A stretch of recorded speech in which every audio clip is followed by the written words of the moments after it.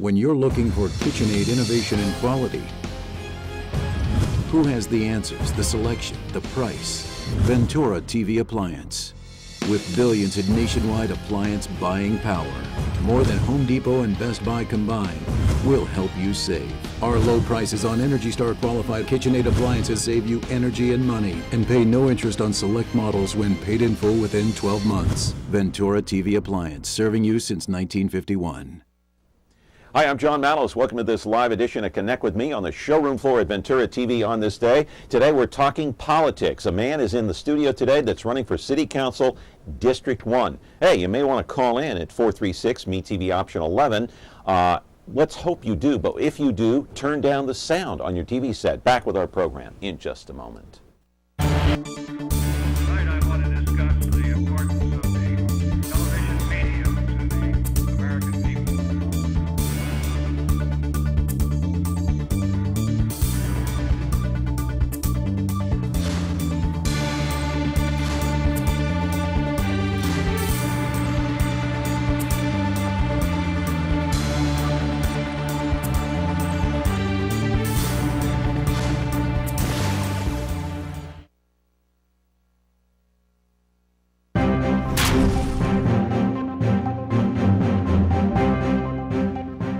Glad to be back with you here on Connect with Me on MeTV Fresno, live on Comcast, channel 187 and 43.6. Once again, we're talking about politics, and for the next few weeks or so, we're going to be interviewing some of the candidates running for office. The June primary, I believe, is on June the 3rd. That would be a Tuesday, my friends. That is it, as it always is on Election Day, is always on a Tuesday.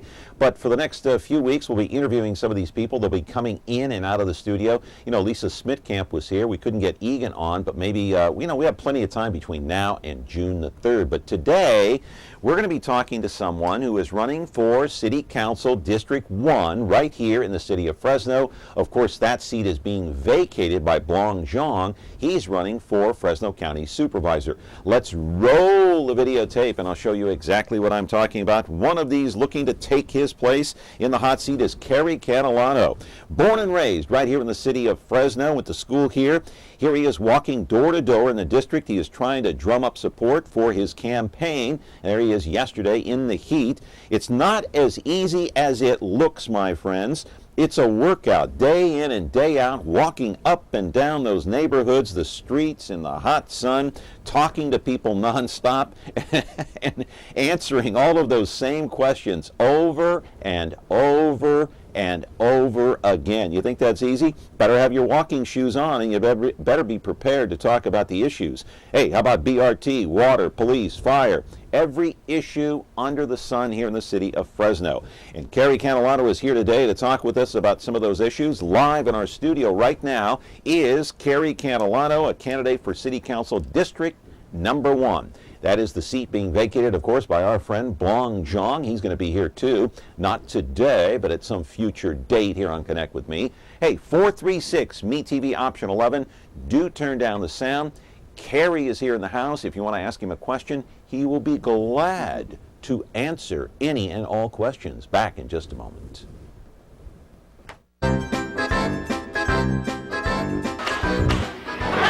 Don't you ever hit me again!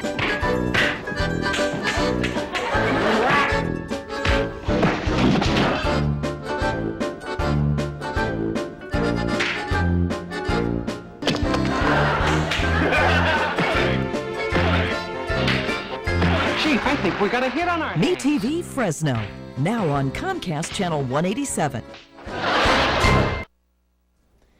Back here on the program talking politics. Hey, one of my favorite topics besides the world of sports, and Kerry Catalano is here. How are you, Kerry? I'm doing great. Thank you for having me on. You know, I'm liking you better and better and better, but you may not like me at the end of the program. I'm sure we'll be just fine. I don't know. So hey, let's get right to it. Why are you running for city council? You know, I've been a Fresno my entire life. I care deeply about this community, and the city is really at a turning point. We have survived a great recession where thousands of residents have lost their jobs, their homes. people need a sense of hope, and with my practical business experience and my involvement in the city and trying to solve some of our most complex issues, such as, you know, access to higher education, economic development, trying to deal with our homelessness issue, and also trying to deal with our long-term budget. You know, I know City Hall extremely well. I understand the issues of the district. How do you know it so well? Because you have your own public relations firm. You had it for what, 10, 15 years? 10 years. 10 years, right. You built it from scratch. That's correct. Okay. You understand business because you are a businessman. How do you know City Hall? Well, you know, for the last 7 years, I've been really involved trying to work in the city as a volunteer, using my practical business experience to say, how can the private sector be proactively involved in local government? I've never felt local government can solve all of our complex issues. We have great talent, young entrepreneurs that want to be involved. And so when Mayor Swearingen got elected in 2008, she asked myself with 40 other community leaders to join this community advisory panel to help change the fabric of our community. So that gave me great access to City Hall to work with department heads, to work on issues that I cared about. I was able to bring in my friends who own companies that want to give to address issues. So you really have learned some of the complex issues of the city. I didn't just talk about dealing with homelessness. I didn't just talk about dealing with economic development. I actually worked with a great team of people to change how we operate as a city. And, you know, not everybody that's running in this race has that practical experience. Let me ask you publicly here, Right. how much money do you have in your coffers to run? So right now, I mean, we have about $40,000 cash on hand. Is that a lot for a city council race, or for going into the last, I don't even know. Yeah, it is. It's cash on hand for the month of for May. like advertisements, Right, and, direct mail, commercials, right, mail outs, all that right. kind of But thing. if you look at the cumulative amount, I'm nearly $80,000. And that's a lot of money. That's a lot of money for a primary race. It is, because remember, there for council, right? That's correct. But if you buy an ad on TV, Channel 30, you buy an ad in the Fresno, it's expensive. That money goes quick. It goes quick, and I think candidates do different things to meet their different style. For me, I've knocked on 9,700 doors over the last 255 days. 97. You were counting? Was that a calculator? You know how I count, because I know that it's so critical. You're interviewing for a job, but also I've lost 18 pounds along the way. So it's been a great get to know your residents. You're heart healthy. I'm heart healthy, and you know, you're making some comments earlier about walking being difficult, John, but I have to tell you, it's been a really great experience. It's difficult when it's 112 degrees, right? I know, and you get asked the same questions over and over, and then you come here and you got asked to answer the same one. I think the questions also vary by neighborhood. You know, I started walking during the water rate increase. I know that you wanted to talk a little bit about that. We're going to get to that later in the program. And I'm happy to talk about that. Yeah. But I have to tell you this, is running for city council is really an amazing journey for anybody that decides to run. It's a great way to serve your community in a very proactive way. Community leaders have to make decisions that are not popular, and I have done that every step of the way as a business owner. I've put my neck out there to go against the grain of sometimes people in my own party. But you have to do what's best for the 500,000 people that live here in this city. All right, let's get to some tough questions. Okay, let's talk about tough. All right. Recently, you saw in the Fresno Bee, Mark Standrift, a Republican political spokesperson up in Sacramento, hired by Mayor Ashley Swearingen to be the city spokesperson at $125,000 a year. There was some outrage. There was an editorial in the Fresno Bee about Mark and about Mayor Swearingen, very derogatory commentary by the Fresno Bee directed at her for hiring Mark Standrift out of Sacramento for $125,000. Right move or wrong move by the mayor? I think that I can't speak for the mayor and what her decision was. I think it's a very complex issue, because I think the city of this size needs to have a team of communication experts. We absolutely need to recognize, with 500,000 people in our community, that not having the appropriate communication team is really not the best way to run this organization. I think the timing for the mayor seemed a bit off for the public, because she is running for controller. I think, and then the fact that Mark comes from the state party, the state Republican Party, I think people had concerns about that. And we still don't have enough funding to repair our streets, our sidewalks, have adequate police protection.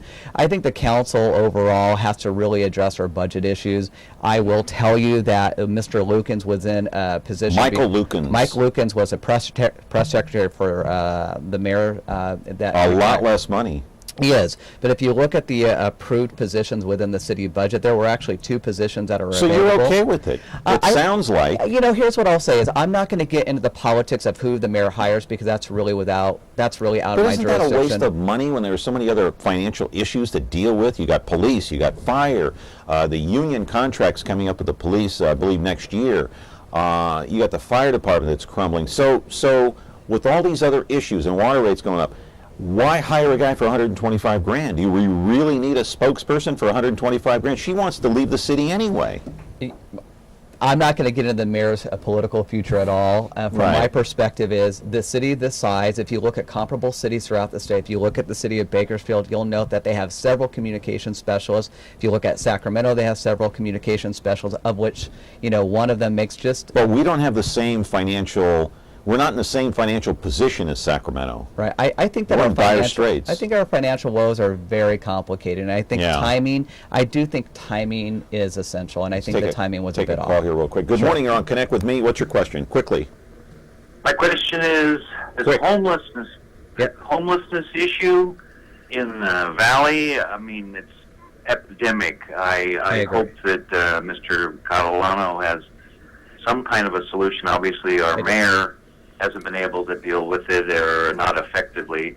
That's my question. But I do have a comment. Yes. This thing about going to Sacramento and hiring a Republican Party spokesman to become the mayor's voice box, outrageous. It's only been a few months ago that the Okay, mayor listen. was trying... Listen, caller, you're rambling on. We need a question. Quickly. I think the question was about homelessness, correct? Okay, quick. What's your Yeah, question? and it was about homelessness, correct, sir? Okay, Okay, thank you. absolutely. I think that in 2010, we formed a new collaborative with the Continuum of Care to Right. deal with our homelessness issue. We realized that there are not enough dollars available, federal, state dollars, or local Right. dollars to deal with this issue at hand. So we formed a partnership. We formed a nonprofit. We've raised $1 million over the last 3 years to do the Housing First approach, which is those that are ready to be sheltered. Is it the city's responsibility to deal with homeless? I have to tell you, it's a public responsibility. It's not just the city. It's a city, it's a county, it's area nonprofits, it's faith-based. It's all of us together. It is So the it's an city should issue. get involved. The city is involved through collaboration, But absolutely. we keep moving the homeless people around from point A to point Yeah. B to point C. Is that the right thing to do, I have or to- should we set up a permanent location? So for them? there are a couple things that are going on. Number one, encampments are not a humane way to shelter people. They are absolutely not. The 3 encampments that were closed this past summer were on private property. They were not Right. established with permission. They become a haven for criminal activity, not from the homeless population themselves, but it invites other individuals into Right. the situation. We understand when we did the cleanups, we went in with case management. We offered people shelter. People had to be willing to take that first step. We have an amazing partnership with the hospitals, the Continuum of Care, and local nonprofit. It's a slow and painful process, and we are talking about building an emergency shelter in partnership with the private sector, Right. but there's not enough government money to do it. So. Okay. We're talking with Kerry Catalano, running for City Council District 1 here on Connect with Me, 436 MeTV Option 11. Back with the program in just a moment. When you're looking for KitchenAid innovation and quality, who has the answers, the selection, the price? Ventura TV Appliance. With billions in nationwide appliance buying power, more than Home Depot and Best Buy combined, we'll help you save. Our low prices on Energy Star qualified KitchenAid appliances save you energy and money, and pay no interest on select models when paid in full within 12 months. Ventura TV Appliance, serving you since 1951. Frigidaire. We introduced the first home freezer, the first pulsator agitator washer, and now we introduce the Frigidaire Orbit Clean dishwasher, designed with a unique wash arm that gives you 4 times more water coverage for a consistently better clean. Frigidaire, over 90 years of legendary innovation. See the full line of Frigidaire appliances at Ventura TV Electronics and Appliances.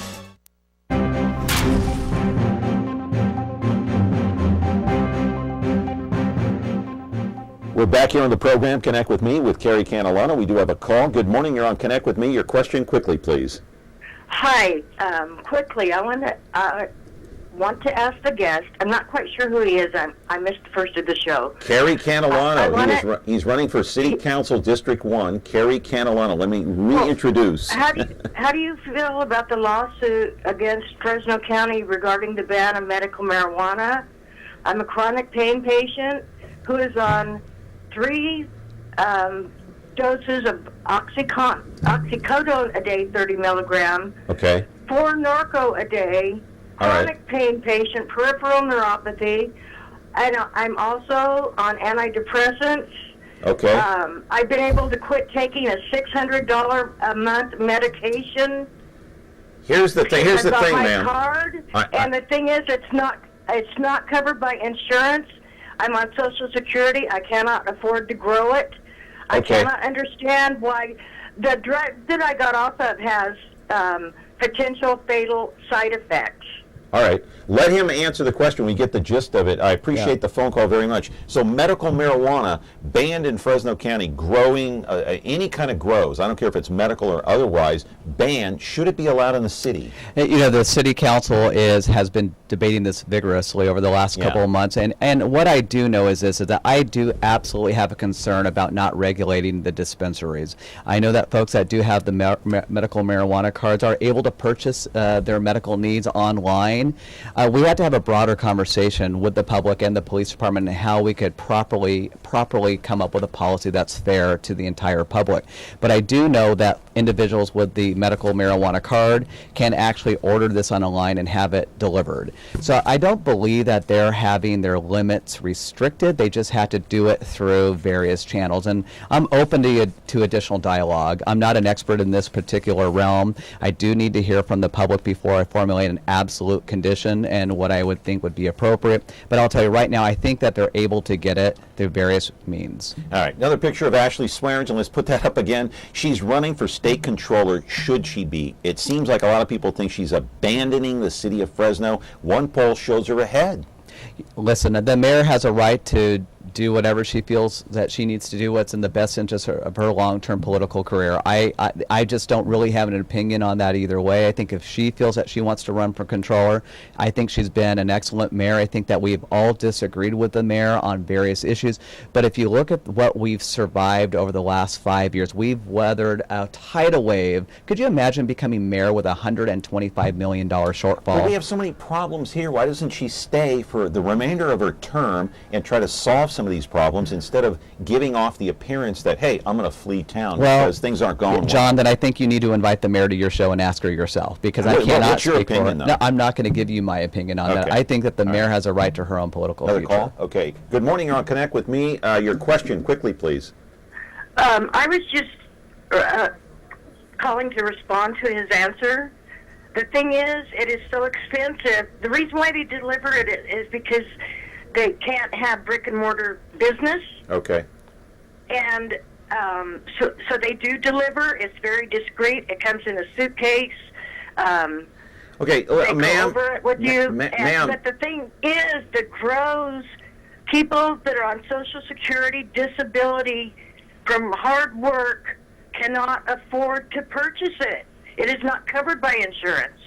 The $600 toxic drug is covered, and I don't know why I can't be allowed to grow a couple of plants in my bedroom because I can't afford the medicine all the time. Okay, let him respond to that. A couple of plants in the bedroom, you got a problem with that? Here's what I said earlier, and I'm going to stick to it. I'm not ready to take an official position on this. You want to hear more dialogue? I need to hear a dialogue between both sides and then formulate a public policy that's fair. All right. Hey, BRT decision came down just not too long ago. Yeah, I'm excited. Let's put up a picture of the bus system here, one of the buses here in Fresno. Okay, let's keep that up there because I want to talk about this just for a minute. Recently, the council voted in favor of BRT. BRT calls for an L-shaped route that starts on Blackstone Avenue near the River Park shopping centers, goes to downtown Courthouse Park, then heads back to southeast Fresno via Ventura Avenue, Kings Canyon. $37 million project. For this, they call it BRT. It serves only a small section of the city. Would you have voted in favor? Well, let me tell you, I think that I want to add, remember, the council approved action with a revised plan. So yeah, they reduced it by $13 or $14 million. And they also added additional routes, which I think is really... smaller buses, the stations will be farther apart. They also added the Shaw Avenue corridor. which many people don't recognize. So it's going to be from Fresno State to Shawn West. It is an altered plan, but would you? The question is, would you have voted for I would it? have voted for. I would not have voted for the original plan. I would have voted for option B. Absolutely. Isn't $37 million a waste? No, I absolutely think that number one, the drain that we have on economic development here is adequate public transportation.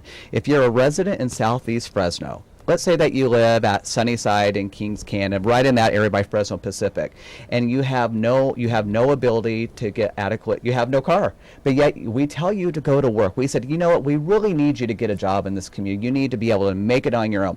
But yet we've created natural barriers if you do not have a car. Yeah. It could take you up to 2.5 hours on regular bus routes to get from Southeast Fresno to River Park to work. And let's say you have an 8 o'clock shift.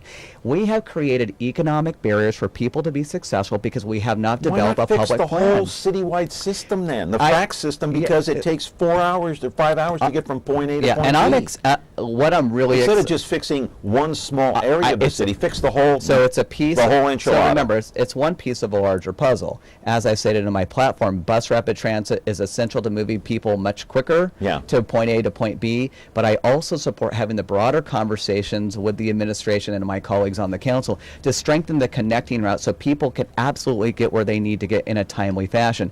And the fact, let's just say this, the fact that we put together a national competitive bid and we were thought to be the most competitive to receive this investment shows that Fresno is moving in the right direction. $36 million with a $14 million reserve is amazing. Here at Brand, Capriolio, and Clint Olivier all changed their vote. They did, because they absolutely felt, and I agreed with them, that the original plan was not the best plan for the people of Fresno. The problem is, I called Clint Olivier, and I said to him, I said, you flip-flopped on this issue, and he got really angry with me. He got upset because I said he flip-flopped. He voted against it initially, as did these other two, and then they changed their vote. So I don't think the word flipping your vote is appropriate for this conversation. Let me tell you why. I think that when you get a proposal from the executive branch, it's a proposal that the administration approves. Oftentimes you like the concept of bus rapid transit, but you don't like the plan. So by voting it down, it allowed for the two parties to come together and find some common ground. I don't call it compromise. You don't call that flip-flopping? No, I do not. Because what they believed is they believe in the concept of public transportation. What they did not believe in, that it was financially solvent in the way that it was. All right, got to get to some other issues. Sure. Need to take a break here on Connect with me. Kerry Catalano, the guest, back in a moment. These are... I love playing cowboy. Come on, let's go. I'm an old cowhand from the big old ranch, and my legs ain't bald. If you're looking for a fight, you're gonna find it. And my teeth ain't tan. So you reckon this thing is loaded?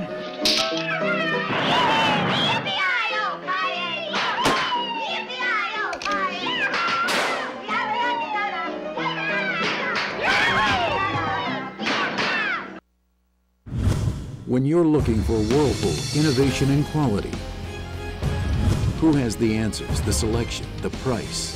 Ventura TV Appliance. With billions in nationwide appliance buying power, more than Home Depot and Best Buy combined, will help you save. Our low prices on Energy Star qualified Whirlpool appliances save you energy and money, and pay no interest on select models when paid in full within 12 months. Ventura TV Appliance, serving you since 1951. All right, back here on our program talking to Kerry Catalano on next topic, Fulton Mall. You want to put that up? We'll get to Fulton Mall. $15 million federal grant.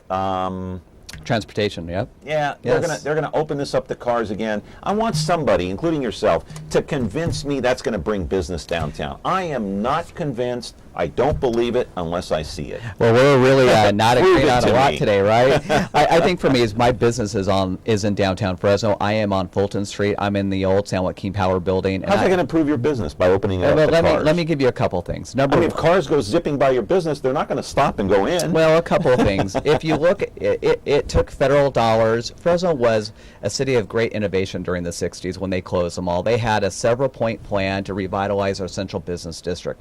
Unfortunately, the policymakers at the time got really excited about the early success of the mall, but they did not complete the plan. They did not complete the neighborhood revitalization plan. They didn't complete the loop. They didn't do what was necessary to keep downtown relevant.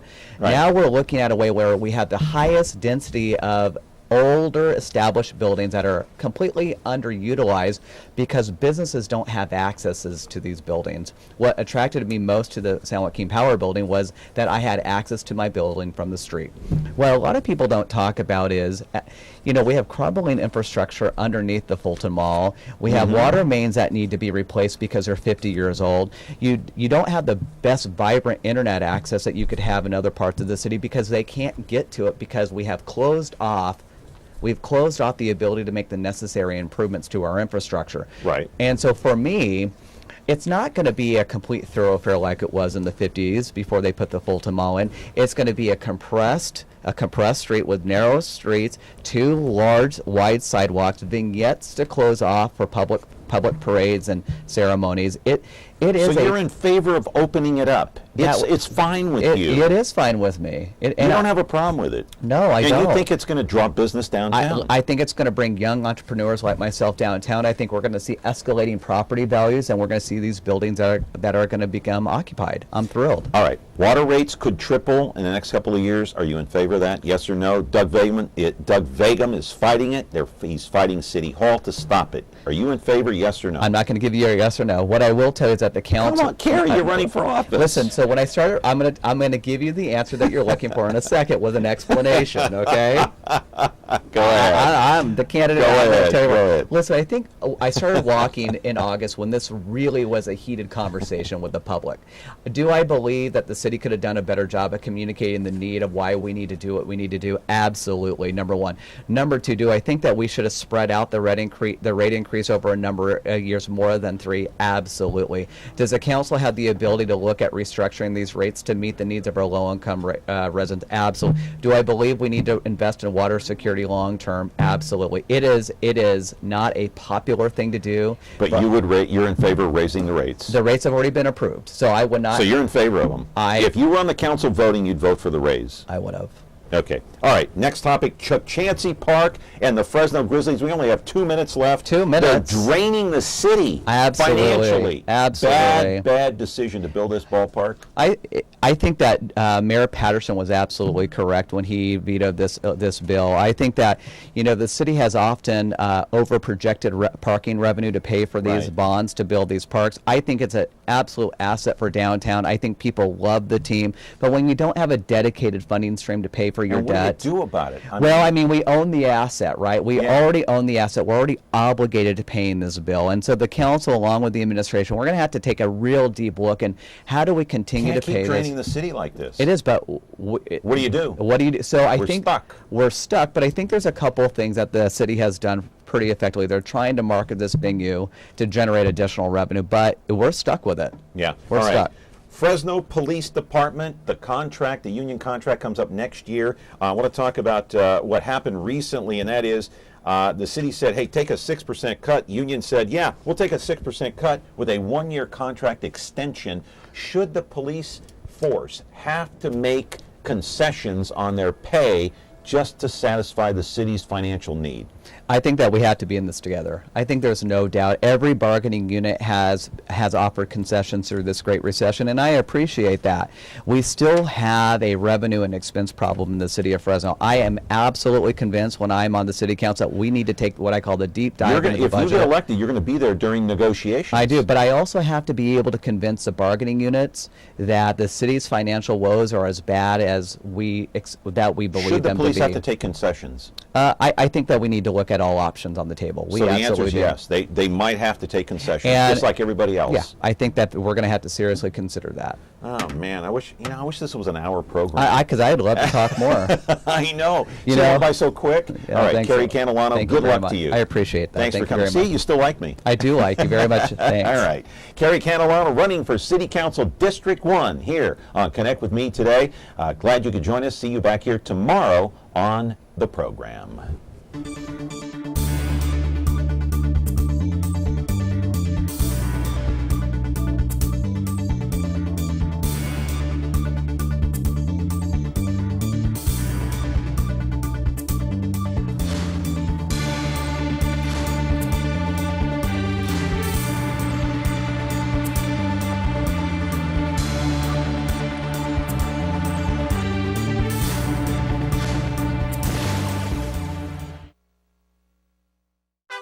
you like me? Just like me. Like MeTV Fresno on Facebook. Get the latest news, interact with others, watch videos, become a fan of me. Station 51. Station 51. Television is in dire need of help. Emergency. Paramedics John Gage and Roy DeSoto, please report to MeTV immediately. LA, Squad 51. Dr. Brackett and Nurse McCall are awaiting your arrival. Please stay with me. Just this one thing. It's very important. Emergency. Man, I never thought anybody'd find me here. Fire department, stat. What's the address? On MeTV, weekdays at 5, 4 Central. 10-4.